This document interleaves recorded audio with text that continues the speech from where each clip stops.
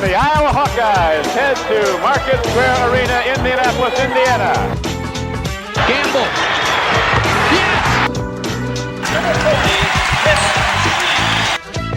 Iowa is going to Phoenix. Iowa's the Big Ten champion. Iowa wins the Big Ten tournament. It's good! It is good! Wieskamp, his shot at the bar. It goes in! Luka Garza, 33 now. Remember, he had 44 at Chrysler. Bohannon, way outside, launches the shot. Banks it home! Big time onions! And a dunk by Keegan. And he dunked Gillis right to the floor with him. And the Hawkeyes are Big Ten champions. An old-fashioned stare down. Sanford! Who got it? This has really happened!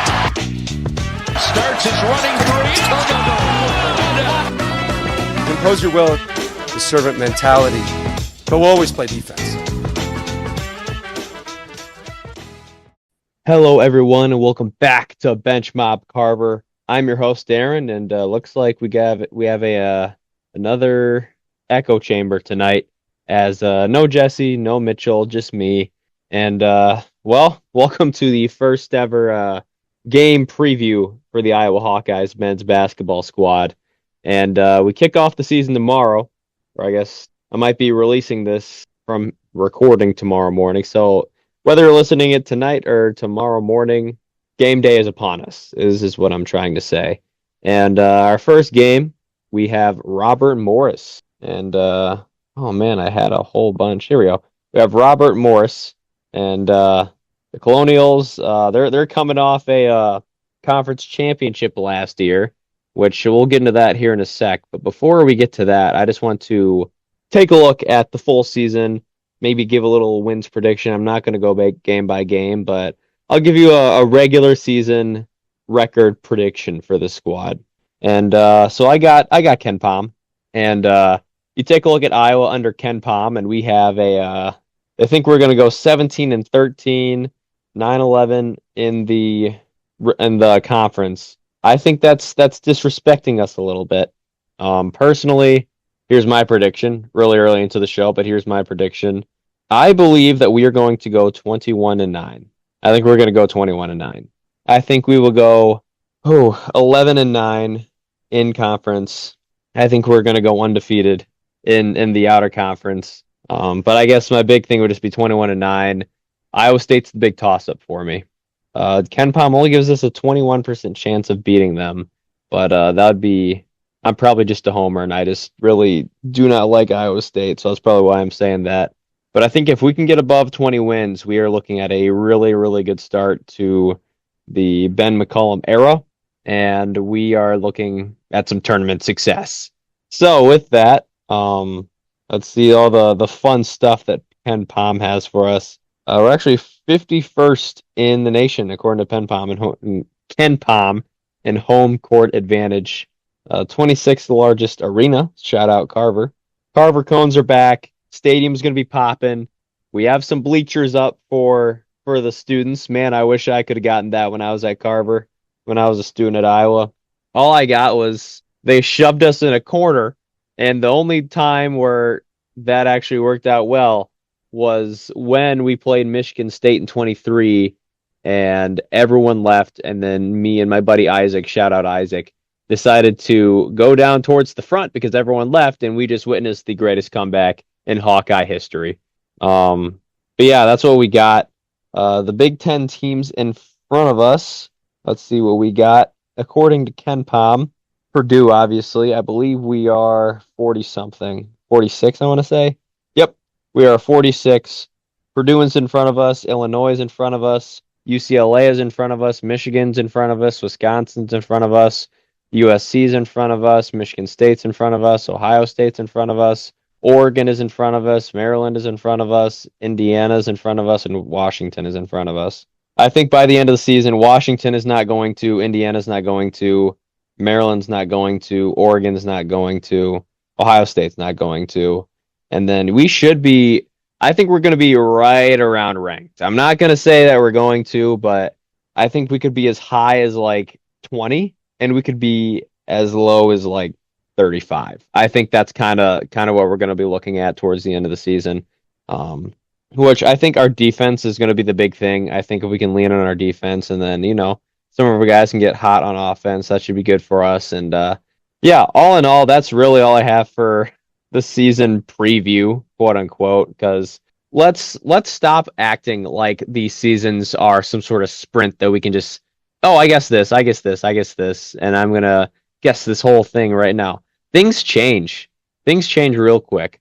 My opinions could be significantly different after this Robert Morris game, especially with the fact that we have not seen these guys play together at all. So that's just kind of my thoughts on like the whole full season preview. We're going to go game by game by game because I don't know what this team looks like.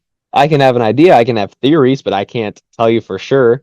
But I think what I can tell you is I think we'll be good enough to go 21-9 on the season. I think that should be good. If I had to guess, I think we'll be like a 6-7 seed. That'd be my guess. If we can get to like a 6-7 seed, I will be really happy with that. So that's all I got for the preview for that. Outside of, so I like to look. I don't like to look at the comments on Reddit, but I like to see the posts on Reddit. So shout out to Gibber2217. He posted an in-depth Iowa basketball preview on iowahawkeyesdata.substack.com, and give this a like. I can't. I don't have an account. But just know that you got my like in spirit. So I'm going to read a little bit of his, and we're going to kind of do a little bit of reacting to that. It says, for the first time since 2010, Iowa has a new basketball coach. Fran McCaffery gave us 15 great years with lots of ups and downs, but it was time for everyone to move on. Iowa knocked it out of the park hiring Ben McCollum, even if he spent 1 year in Division I. McCollum was a proven winner at Northwest Missouri State, winning 4 national titles and compiling a record of 395-81. They posted a little screenshot from Wikipedia. Again, very, very, very good resume. I don't care what level it's on. He's a winner. Last season at Drake, he led the Bulldogs to a 31-4 record and a first-round upset win over Missouri in the NCAA tournament. What is even more impressive about that season is 15 players either transferred or graduated from the 2023-24 Drake team left before he even arrived in Des Moines. He was put in a very difficult situation and continued to keep Drake as one of the Missouri Valley's elite teams by utilizing the transfer portal and bringing players with him from Northwest Missouri State. One player he brought with him from Northwest Missouri State was Bennett Sturtz, who exploded onto the mid-major scene last year. In this preview, we will take a look at the differences between Fran McCaffery and Ben McCollum, Iowa's roster for the upcoming season, and simulating their season to see what the chances are of the Hawks getting back to the NCAA tournament. So, Fran McCaffery versus Ben McCollum. There are quite a few differences between Fran McCaffery and Ben McCollum. Fran wanted to get the ball up and down the court as quick as possible, while McCollum is the exact opposite. However, that might be a good thing for Iowa. Okay, first off, I'm going to say that Ben doesn't really have a system of offense that he prefers. His system of offense that he prefers is whatever his players are best at. And I think that is what makes Ben McCollum special. A lot of coaches out here just have their, oh, I'm Steve Kern, I'm going to go run and gun. Oh, I'm someone who likes to do pace and space. Like, it really doesn't matter to Ben McCollum. Fran McCaffery, it probably did. I don't think he was obsessed with the way that he wanted to run the program, and I don't think if it was a detriment to the team, he would have played faster than he needed to. But Ben McCollum emphasizes his whole system around the players, which, not every coach can do that, and Ben McCollum's special for that. So, yeah, that's what I think about that. Let's start with the defense. Iowa didn't play much defense the last 3 years under Fran McCaffery. Try 15. So Iowa defensive stats the last 3 years. Defense efficiency was about middle of the pack. Effective field goal percentage was pretty bad. 3-point field goal percentage was pretty bad. 2-point field goal percentage was pretty bad. There's no good spot on the court for us. Defensive rebound percentage was pretty bad. 23 was all right. Turnover percentage 24 was pretty bad. Other 2 years were middle of the pack. Steal percentage, pretty bad in 25. 24 and 23 were middle of the pack. Block percentage was great in 25, and the other 2 years about middle of the pack. And we're looking at more Ken Pom data. That is all going to change under Ben McCollum. Last season at Drake, he had the Bulldogs playing some of the best defense in the mid-major college basketball. Defense efficiency, 42. Effective field goal percentage, still not great. 3-point field goal percentage, great. 2-point field goal percentage, not good at all. Defense rebound percentage, great. Turnover percent, great. Steal percent, great. Second in the nation. Block percent, not great. But yeah, I mean, he was elite in steal percentage, turnover percentage, defense rebound percentage, 3-point percentage, and defense efficiency. You love to see that. That is my favorite. That's my favorite thing. One of the biggest problems Iowa had defensively over the last couple of years is getting torched in transition. Iowa consistently played at one of the highest tempos, which led to a lot of back and forth games. Yeah, that's back in 24. We were the 18th highest ranked tempo, which, again, I'm no Fran McCaffrey hater. If you can win doing that, go and do it. I don't care what the style looks like. Again, going to drastically change under Ben McCollum. Again, his tempo was not super fast at Drake, but also remember he had a lot of fast teams at Northwest Missouri State. So it really just depends on the players. This kind of talks about how Iowa's going to look a lot like their football team, which I think we're going to appreciate. And yeah, I would. If we can have like the Kirk Ferentz of basketball, I will take that in a heartbeat. Let's see. Hawkeye's probably going to get in the half court. Not, do you know that for sure? I think this person's just taking the stats from last year, not really looking at like Northwest Missouri State and how they played. Then let's take a look at Bennett Sturts. Okay, so he takes a look at an analytics site that has a stat called, it stands for points over replacement per adjusted game at that usage, which I love it. I love the numbers. Let's see. But at that stat, Bennett Sturts was number one in the nation for that. At points over replacement per adjusted game at that usage. So obviously Drake played slow, but every single possession mattered more for Bennett Sturts, and he showed that. He was pretty much the most efficient player in the nation. Bennett Sturts shoots almost 40% from three, gets to the rim at a high rate, and had the 35th highest assist rate in college basketball last season. That's why he was the number two transfer in the offseason. And I'm super excited about Bennett Sturts. We pretty much talked about all these players. I'm just going to kind of smooth over this real quick. Obviously, Alvaro Fulgaris, the Horizon Player of the Year. Hassan, the three-point sniper. Tavian Banks, very good defensively. Kind of our Draymond, honestly. Cam Manyao, pretty decent rebounder, pretty decent rim protector, honestly. Cooper Koch, the only guy who came back. Trey Thompson, number one recruit out of Tennessee. Really excited about him. Isaiah Howard, pretty good defense. Cale Combs, gosh, I'm so excited to see his defense. Peyton McCollum, we know Peyton. Good practice player. Let's see. Well, things are looking more promising for the Hawkeyes. The Big Ten is going to be a gauntlet this season. Ken Pom has 13 of the Big Ten's 18 teams projected to be ranked inside the top 50. Yes, it's going to be a tough one. We got but then it gets to like the win probabilities and everything, and I could spend hours talking about that, but we're not going to be spending hours on here. I got to get to bed, go to old man basketball in the morning. Okay, here we go. Average seed, if making the tourney. You have Iowa at 7.6. That's kind of where I'd like to be. Chance of winning the Big Ten, they give us a 2.6% chance. They're giving us a 67% chance of making the NCAA tournament. Okay, yeah, I think let's pump those numbers up a little bit. Again, Ken Pom, great site and great idea, but again, we're dealing with a roster that has a new head coach and an entirely new roster with an entirely new head coach and an entirely new identity. So it's just really hard to predict us. But I'm optimistic. I think we can get a 6 seed. There should be hopefully 10% chance of winning the Big Ten, I'd give us, and then we should have like a 80% chance of making the tournament.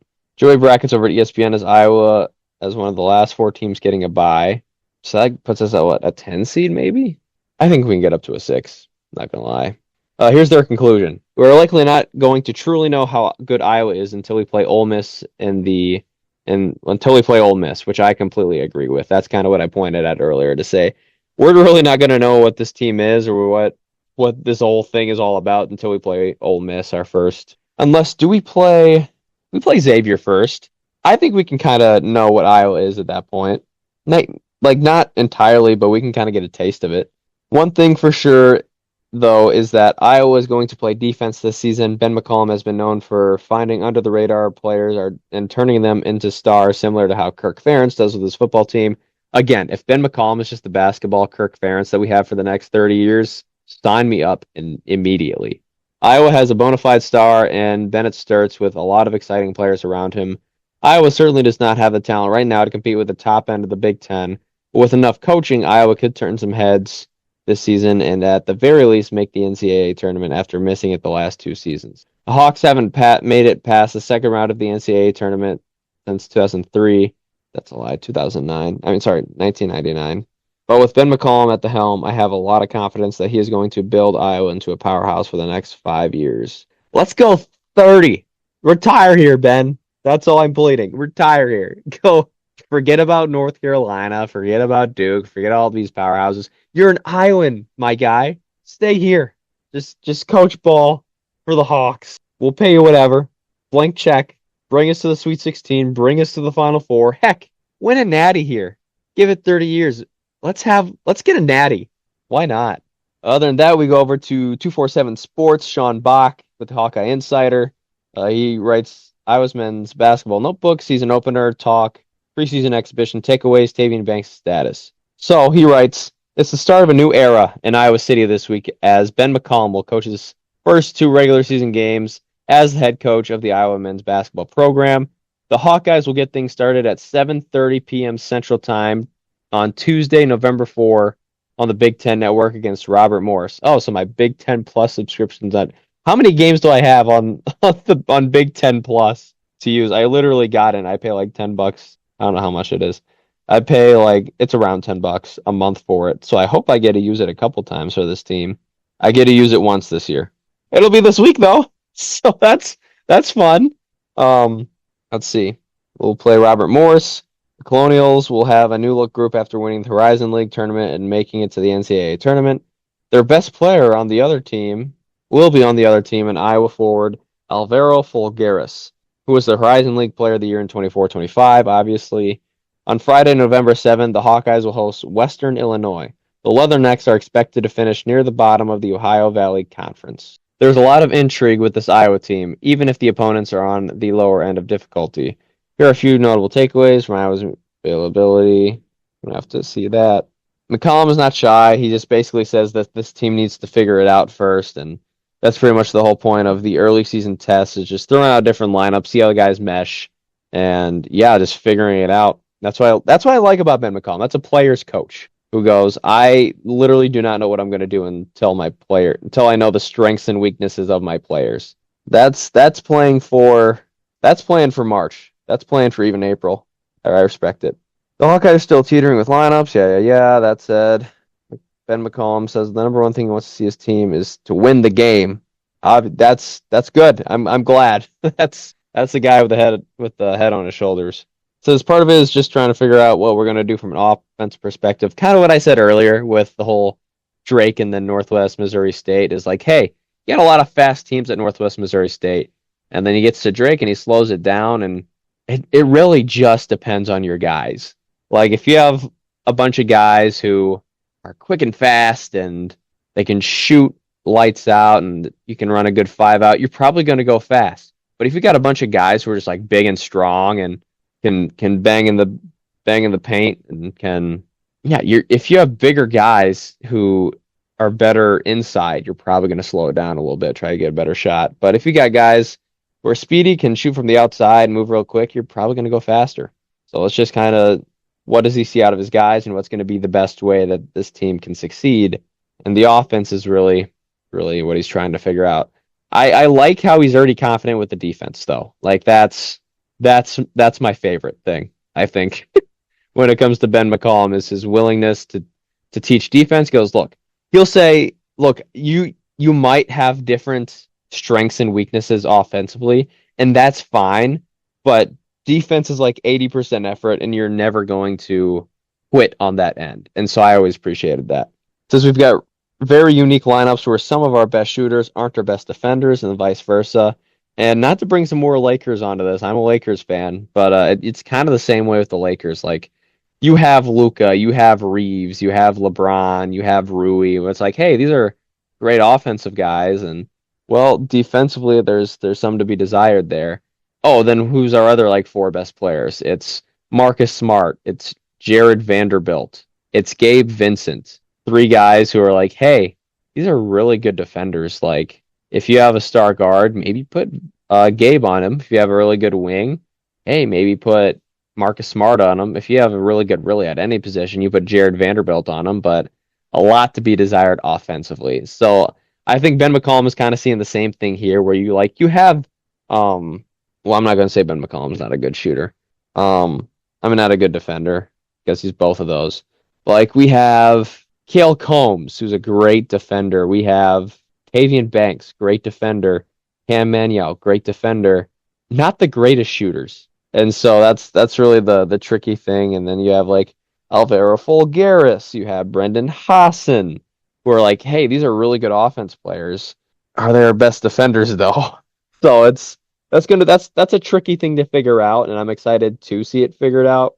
Because you have to mix and match the right lineup to create space on the floor, but yet enough stops from a physicality perspective. Also, who clicks with who? You're bringing 13 guys together, so it's pretty tricky. Yeah, it is. And I'm fully aware that we might not be getting off to a super fast start. And that's why you schedule these teams early in the year. So you can mess up and not take an L unless things go really bad, which I don't expect to happen. McCollum added that he's not thinking too much about it being his first game as head coach at Iowa. He's treating it like a normal game, and the build-up leading into the night certainly adds anxiety. Says game days are always miserable until the game starts. Ain't that true, brother? Ain't that true, brother? I've played enough games to know that. It's just like you wake up in the morning and like, hey, actually I will say, like, the first hour of the day you are really excited about game day. And then I'm not going to call it anxiety, but you are a little jittery until you're like actually getting into the flow of the game, especially like a new environment and everything. That's got to be a little nerve-wracking, to say the least. Just like every other game, you probably overthink about 25 different scenarios and try to adjust up till game time. No different from any other game. Yeah, I respect that. I think there is a fine line between like, hey, I've won so many games and I have not lost a lot of games. I kind of know what I'm doing at this point. And there's also like, holy crap, this is like, not necessarily that we're playing a Big Ten opponent tomorrow, but like, holy crap, this is the Big Ten. This is the big stage. We go from like 1,000 people at our gym to like 15,000. And yeah, I think when you're on the court, you really can't think of that. But like up until tip off, you are kind of thinking about it. So what does Iowa guard Bennett Sturts want to see from him and his teammates first two games of the year? He says, sticking together through the ups and downs. Sturts says, there are going to be parts of the game this week that are ugly and good parts, so sticking through it and sticking together mostly on defense. If calls don't go our way, things don't go our way, then we stick together and we get through it. Yeah, I don't know, absolutely. I think that is the epitome of just a great leader, of like, you almost have to be, like, you should play with emotion, but you almost have to be like an emotionless robot when it comes to stuff like that, where like, hey, this part of our game is kind of sucking, but that's okay. Like, let's not lose our minds over it. We got to take it seriously, but we're not going to lose our minds over it. And then the whole thing with the refs, I know so many people who just let that get to them, and that's just such a bad thing to do mentally. Of like, hey, instead of like crying over this call that, yeah, maybe you got screwed over by it, but you just have to like impose your will. You know what I'm saying? Not to get too cheesy with the whole impose your will thing, but like, hey, you can't control that. Go and focus on the things you can control. Go stay in front of your guy right after that. Go hustle back on defense. Go dive after the ball. Go bark at some dude. Just go crazy, man. You know what I'm saying? Bring that energy. Get in front of your guy. Your guy can't do anything to you. You're going to impose your will on your opponent. That is what that means. That means we are not going to let some call or some out of our control affect us. That's just a dumb thing to do. You go out, you go bark at your guy, and you show him, welcome to Carver. This is where the Hawks play, baby.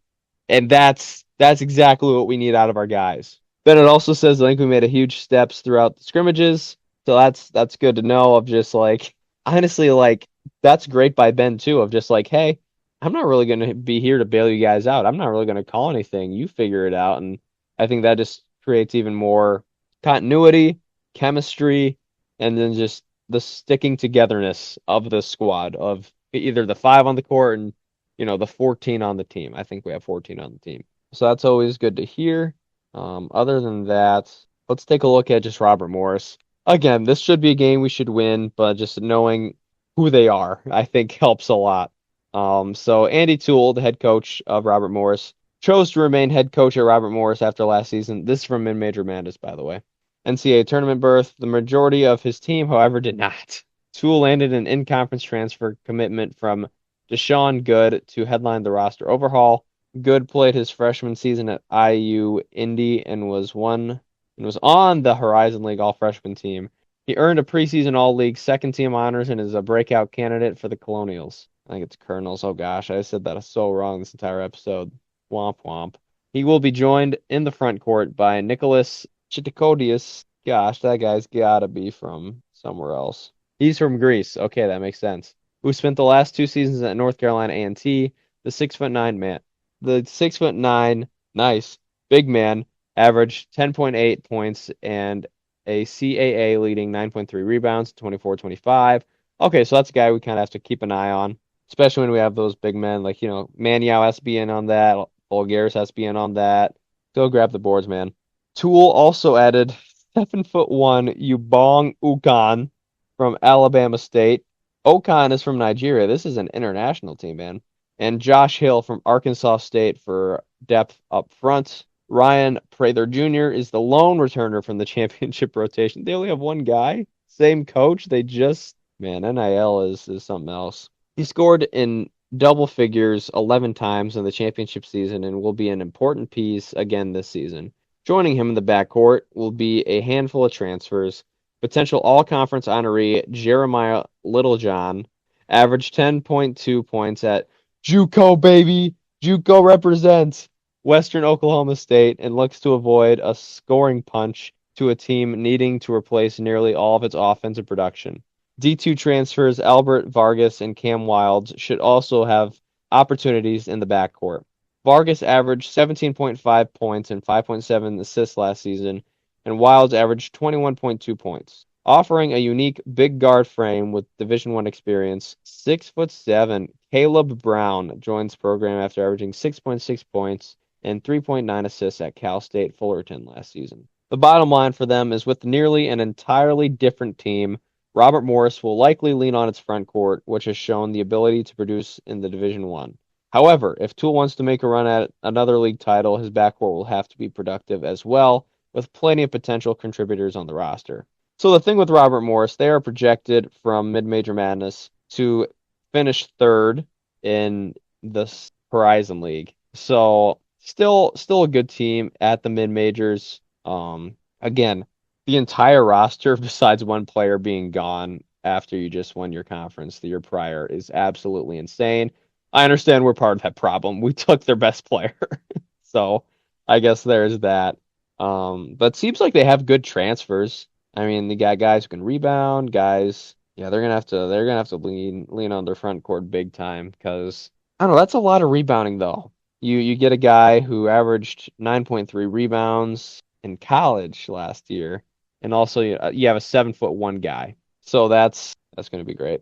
Yeah, I think that's kind of a good matchup per se for Iowa, just because it seems that our quote unquote weakness is going to be in the paint because we have a center and he's 6'9", and Maniau's like a good rebounder and everything, but like you'd want a little bit more size out of him. Not that he can control that, but I mean, to be fair, if we can control our size, I would probably be about 6'6", 6'7". But yeah, to back him up, it's Urock, and I don't really know if Urock's gonna get run this year. I feel like Ben McCollum's the type of guy who's like, hey, we're not going to play you unless you're ready. And so, I don't know. There's a fine line and a balance you have to have between like, hey, we just like need a 7-footer out there. And like, hey, we have a 7-footer. He's not really ready for Big Ten yet. Want to give him a year or two to grow. But like if you're getting murdered on the backboards and well, I guess you could play Cam Maniel 40 minutes, but if he's not getting it done, then that might be a conversation to be had.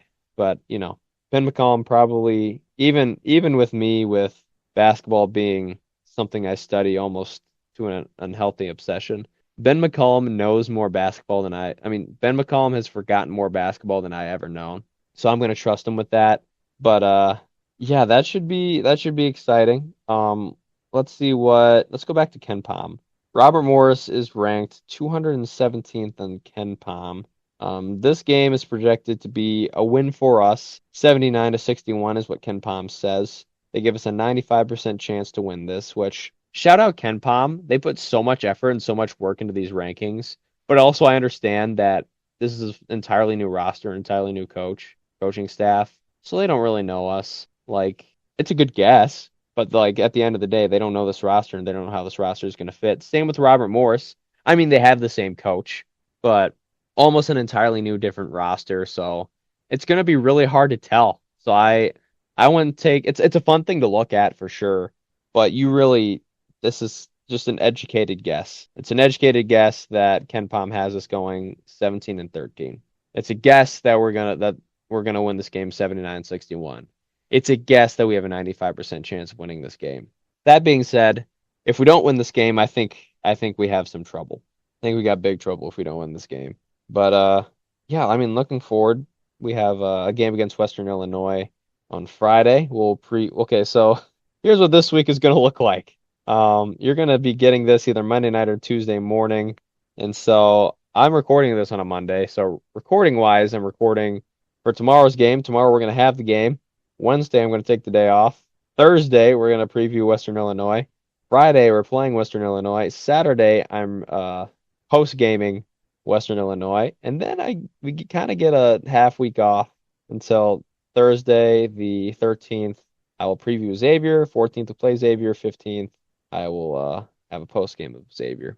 But yeah, I guess I don't know how long I've been on here. But hopefully it's longer than previous episodes. I know I try to keep it over 20 because then it's like, hey, that was fast. But I really do not have a lot else for you guys besides just we don't have any film on Robert Morris. That's the one thing. Every other game we're going to have film on these guys, and I have no film.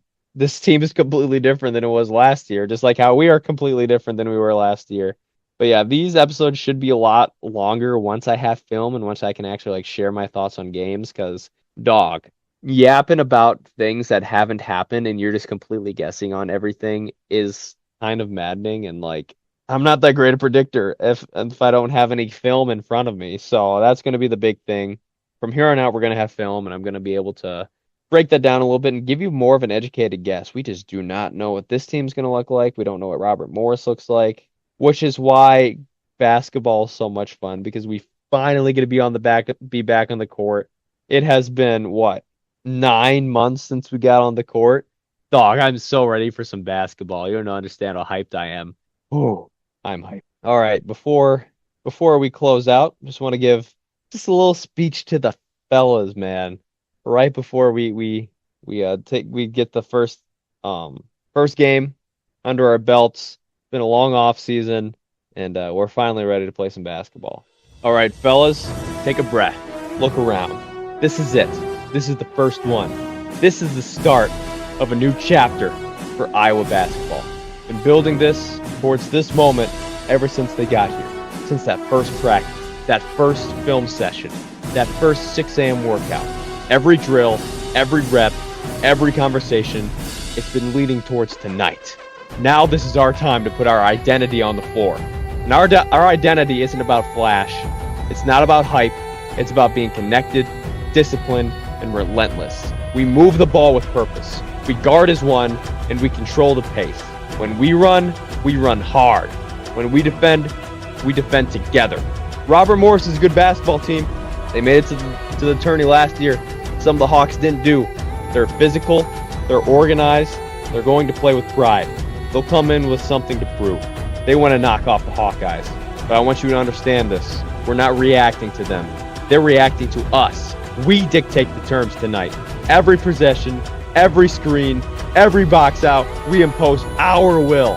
And for Alvaro, I know this one's special. They know him. They practice against him, but they don't know this version of him. They don't know the guy who's bought into something bigger, who's part of a team that plays with poise, toughness, and connection. So we play for him. We play for each other. We play for this program, for that black and gold, and we fight for Iowa. I don't care if it's the first game or the last. The standard doesn't change. Compete, communicate, stay together when it gets tough. Let's set the tone for who we are and what this season is going to be about. All right, it's time. Let's go be the tougher, smarter, and more connected team. Let's go show what Iowa basketball really looks like. Let's go to work, fellas. Impose your will. Show that servant mentality. We're going to always play defense, and we're going to fight for the state. We're going to fight for Iowa. Go Hawks!